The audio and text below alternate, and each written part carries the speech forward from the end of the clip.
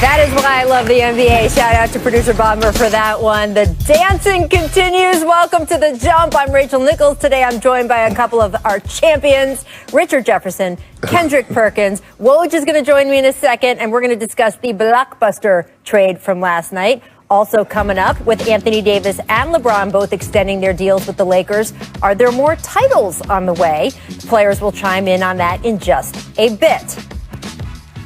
First, though, welcoming in our senior NBA insider, Adrian Wojnarowski. You broke this Russell Westbrook, John Wall trade story last night. How did this deal come about?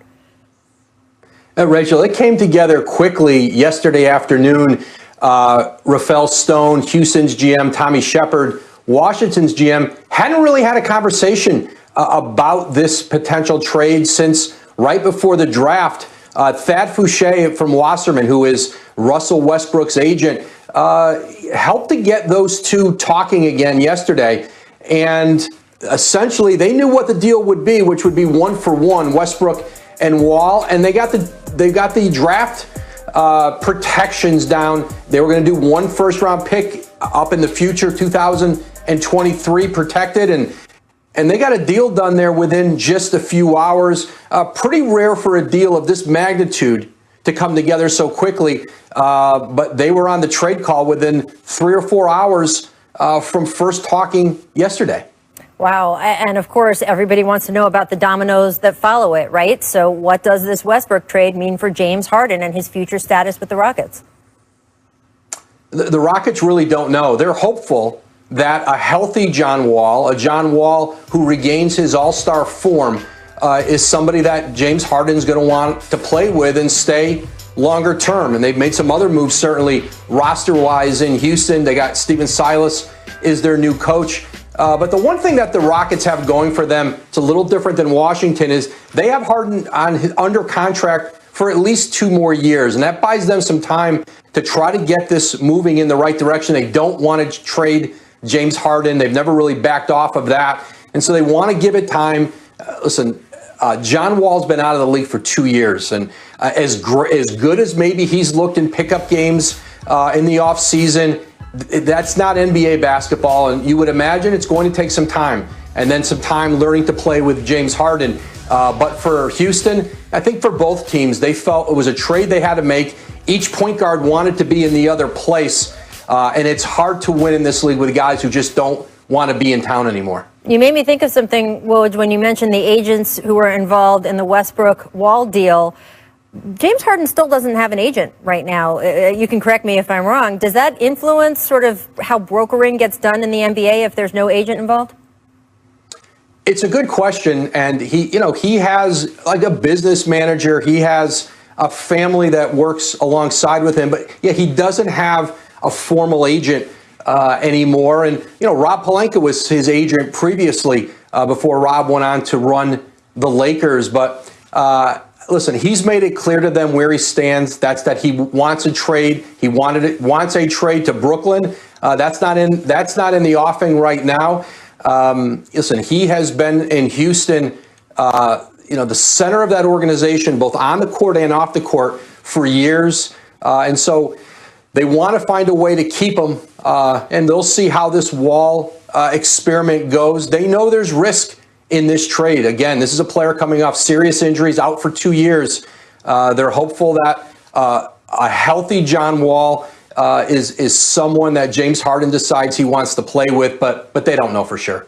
Well, you mentioned Rob Pelinka, so let's move on to the Lakers because, boy, Rob Pelinka had quite an exceptional offseason. This morning, you also broke the news of Anthony Davis taking round pick and Russell Westbrook goes to the Wizards. Jalen, when you look at it through the prism of James Harden, who I'm sure was consulted on this, why do you think they went for Wall? I think they went for Wall because him and Russ are similar in a lot of ways, but they're going to be vastly different in certain ways. In particular, on the floor, John Wall is going to be a guy that can be effective without the ball.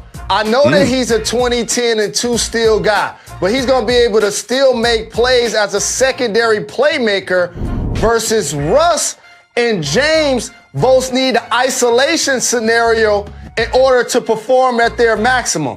But here's what I want to also acknowledge. I know there's a lot of podcasts in the game. I get it. We've been doing this 10 years. As a matter of fact, Jacoby, when we were doing it, there was no Spotify. There was no Apple. Okay, we were doing this thing on YouTube and on Periscope. And if you follow Jalen and Jacoby over the last 10 years, this trade don't surprise you. It's broken news to you. This is broken news to you. We talked about that time and time again. When John Wall was returning from injury, and then he was pictured in Brooklyn doing some unsavory things as it related to the organization, the ownership and management made up their mind that he had played his last basketball game there. Him and Bradley Beal, while both talented all-star level performers, still never meshed as a duo. So for James, I understand. You bring in Wall, you bring in Boogie, you're trying to do what you can to still be a playoff team because you know Harden's still going to perform at an MVP level.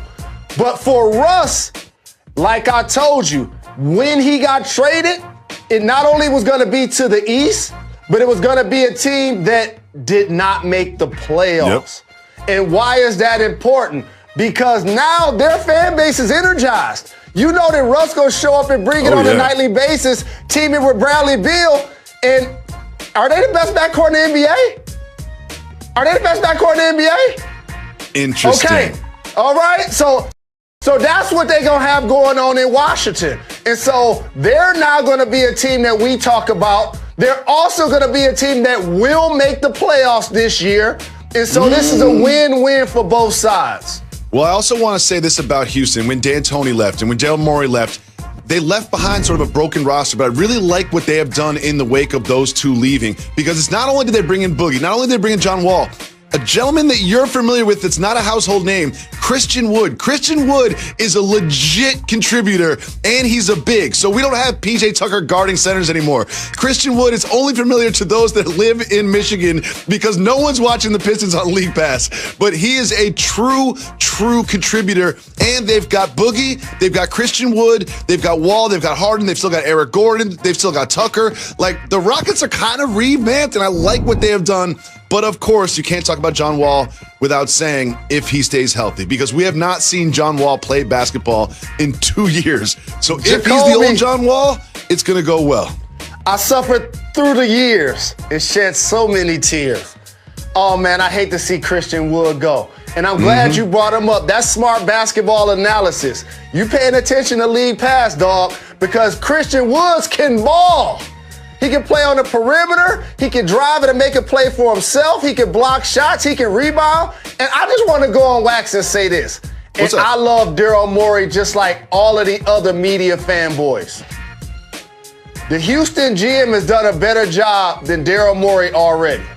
What do you think about that? Interesting. The current GM has done better than Daryl Morey already. And here's what I mean. His outstanding move clearly was bringing in James Harden. Like, that's outstanding. The other thing to help unlock James Harden was to bring in Mike D'Antoni and put the ball in his hands. Those were outstanding moves. The other moves, not so outstanding. You remember when Dwight Howard ran with them? Or Chris Paul? Or now Russell Westbrook? You remember them starting a micro ball, like you just mentioned, where P.J. Tucker was 6'5", starting at center? The same team that lived by the three in the biggest games, you know what they did? Died by the three.